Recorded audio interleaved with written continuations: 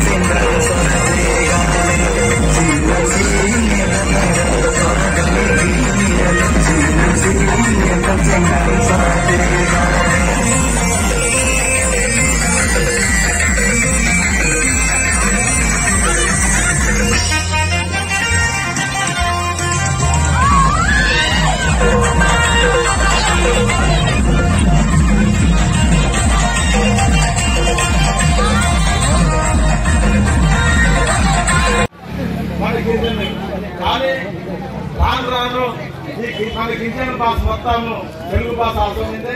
మన లోటు కూడా మన పిల్లలతో మన ఇయ్యంతో కూడా మనం మన భాష తిరిగి మన భాష తిరిగి మనం తెలుగు భాష తిరిగి ఇది బేలం మన పిల్లకు అసలు కోయి భాష బేలం మీద తెలియడానికి అవకాశం ఉంది.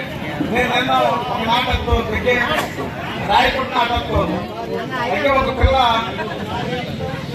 ఏమని చెప్తుంది, తెలుగులో మాట్లాడతాను భాష వచ్చి కోయలో వాళ్ళ ఉన్న భాష మాత్రం 100% స్పష్టంగా మాట్లాడగలిగే శక్తి నాకు. ఎందుకంటే నేను తిరిగేది చేసేదంతా మీ ఆర్గనైజేషన్ మీతో పాటు రాయకుండా వెళ్ళి ఒక చిన్న అమ్మాయి మీ అమ్మ మీదే అన్న, నేను ఇల్లే అన్నామా లేదు అన్నది, మంచి తరదా అన్న మంచినీళ్ళు లేవు అన్నది. అంటే చిన్న పిల్ల, ఆమెకు మొత్తం 6 సంవత్సరాలు 7 సంవత్సరాలు ఉండవు.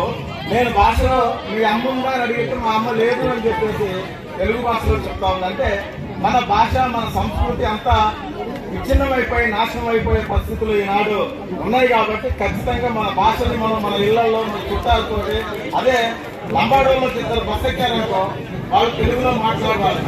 అదే మన టైం మన గిరిజన ఇద్దరు బస్ ఎక్కితే మన గిరిజన భాష తెలుగులో మాట్లాడతారు. అంటే వాళ్ళ సాంప్రదాయాలు వాళ్ళ సంస్కృతిని మాత్రం వాళ్ళు కాపాడుకునే దానికోసం ప్రయత్నం చేస్తామని మనం మాత్రం ఆ సాంప్రదాయాలు మనల్ని పాడు చేసుకోవడం కోసం, నాశనం చేయడం కోసం చూస్తా ఉన్నాము. ఇట్లాంటిది కరెక్ట్ కాదు. మన గిరిజన పిల్లలు కానీ చదువులు కానీ ఎవరైనా కలిసినా ఎక్కడైనా భాషలో మాట్లాడుకుని మన సంస్కృతిని కాపాడాలని చెప్పేసి తెలియజేస్తా ఉన్నాను. అదేవిధంగా ఈరోజు ఈ గిరిజన ప్రాంతంలో ఉన్నటువంటి గిరిజనులు సాగు చేసుకుంటున్నటువంటి కోడి భూమి ఏదైతే ఉందో ఆ కోడి భూమికి